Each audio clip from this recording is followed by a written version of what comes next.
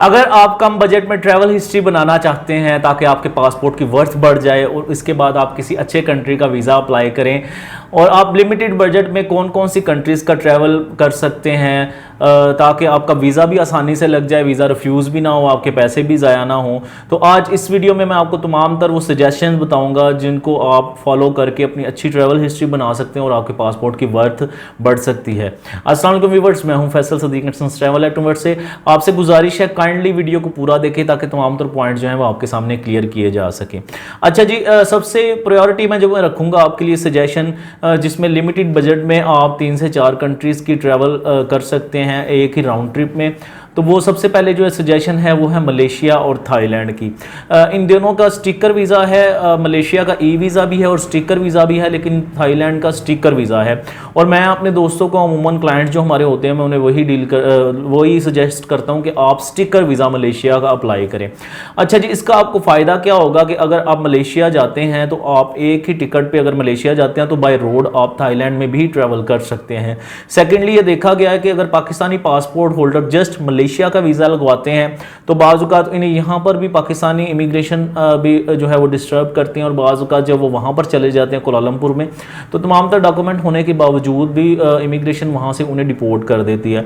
लेकिन अगर आपके पास 2 या 3 कंट्रीज़ की वीज़ा लगा हो, राउंड ट्रिप हो, तो फिर मैंने आज तक अपने एक्सपीरियंस में ये नहीं देखा कि मलेशिया से किसी को वापस भेजा हो, आपको किसी काउंटर सेटिंग की भी ज़रूरत नहीं पड़ेगी।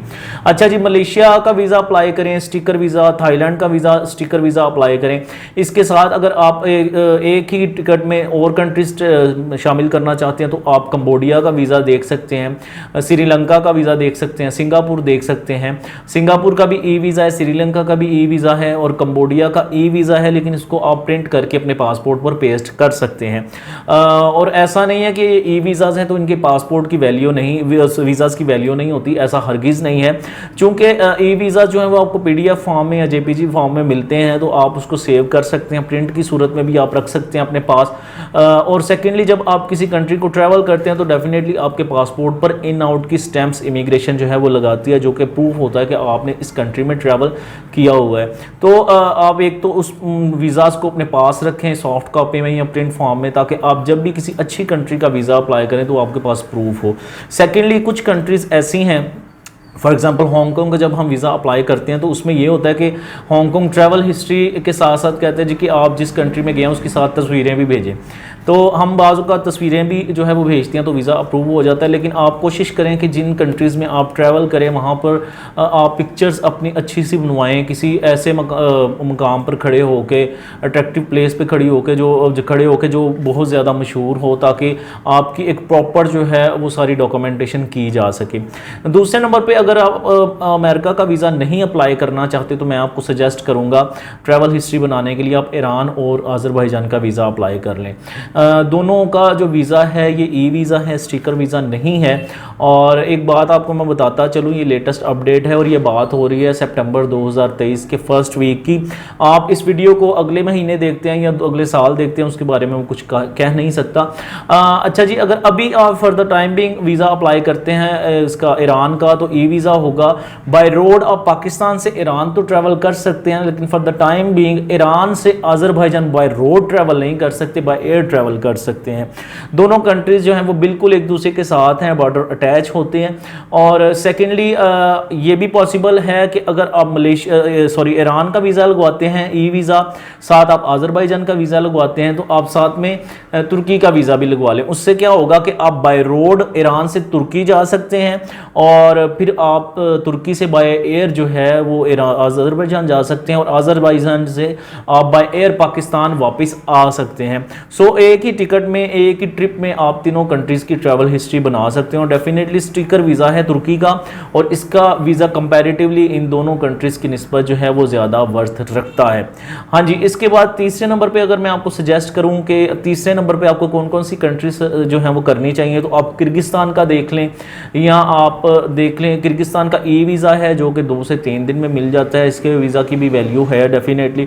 और इसके बाद जो है वो ताजिकिस्तान है, ताजिकिस्तान के अलावा अलावा किर्गिस्तान हो गया, ताजिकिस्तान हो गया, उज़्बेकिस्तान का वीज़ा फ़िलहाल टूरिस्ट वीज़ा जो है वो पाकिस्तानी पासपोर्ट होल्डर्स को नहीं मिल रहा, बिज़नेस वीज़ा मिल रहा है, लेकिन वो मैं उज़्बेकिस्तान का आपको सजेस्ट नहीं करता। किर्गिस्तान और ताजिकिस्तान जो है वो आप एक ही ट्रिप में कर सकते हैं। इसके अलावा काज़ाकिस्तान का भी वीज़ा आप स्टिकर वीज़ा कर सकते हैं।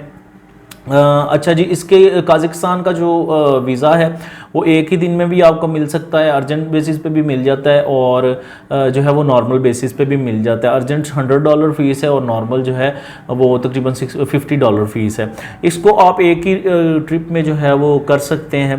अगर आपकी ट्रैवल हिस्ट्री पहले से ही बनी हुई है, फिर आप हांगकॉन्ग का वीज़ा जो है वो ई वीज़ा है वो अप्लाई कर सकते हैं ट्रैवल हिस्ट्री बेहतर बनाने के लिए। इसके अलावा अगर आपकी 1 या 2 कंट्रीज़ की ट्रैवल हिस्ट्री है या फ्रेश पासपोर्ट है, शर्त यह है कि आपका एनटीएन जो है वो 6 या 7 माह से पुराना होना चाहिए, बैंक स्टेटमेंट अच्छी है, तो फ्रेश पासपोर्ट पर साउथ अफ्रीका भी आपको वीज़ा दे सकता है और उसके पासपोर्ट की जो है वर्थ काफ़ी ज़्यादा है। उसका ई वीज़ा भी है, लेकिन मैं आपको सजेस्ट करूँगा कि आप तो उसका साउथ अफ्रीका का स्टिकर वीज़ा अप्लाई करें, उसकी ज़्यादा वैल्यू है। और ई वीज़ा पर देखा गया कि इमिग्रेशन यहाँ से डिस्टर्ब करती है, चढ़ने नहीं देते, और वहाँ से भी बाज़ औक़ात इमिग्रेशन जो है वो आपको डिस्टर्ब करती है। इसके लिए साउथ अफ्रीका का आप टूरिस्ट वीज़ा अप्लाई करें अपनी ट्रैवल हिस्ट्री बनाने के लिए। अगर आप इन तमाम कंट्रीज़ में से कोई भी ऑप्शन सेलेक्ट कर लेते हैं ट्रैवल हिस्ट्री बनाने के लिए, तो फिर बाद में देखा गया कि आप आसानी दूसरी कंट्रीज़ का, फॉर एग्जांपल शेंगन कंट्रीज़ का, जापान का, कोरिया का, या और जो अच्छी कंट्रीज़ काउंट होती हैं उनका वीज़ा आप आसानी से हासिल कर सकते हैं। सो अगर आप ट्रैवल हिस्ट्री बनाना चाहते हैं, आप हमारे साथ इस नंबर पर ऑफिस टाइम पर रब्ता कर सकते हैं, सुबह 9 से लेकर शाम 5 बजे तक, और हमेशा की तरह हम आपको वैलिड और प्रॉपर इन्फॉर्मेशन प्रोवाइड करते रहेंगे। बहुत सारी और भी सजेशंस हैं जिनका वीज़ा आप पाकिस्तानी पासपोर्ट पर हासिल कर सकते हैं, लेकिन वो वीडियो फिर बहुत ज़्यादा लेंथी हो जाएगी। कुछ और सजेशन के लिए हम नई वीडियो बनाएंगे। हमारे चैनल के साथ बने रहिए, वीडियो को लाइक शेयर करें, चैनल को सब्सक्राइब करें, ताकि तमाम तर नई आने वाली नोटिफिकेशन आपको टाइमली मिल सके। एक नई वीडियो के साथ आपके सामने दोबारा हाजिर होंगे, तब तक के लिए खुदा हाफिज़।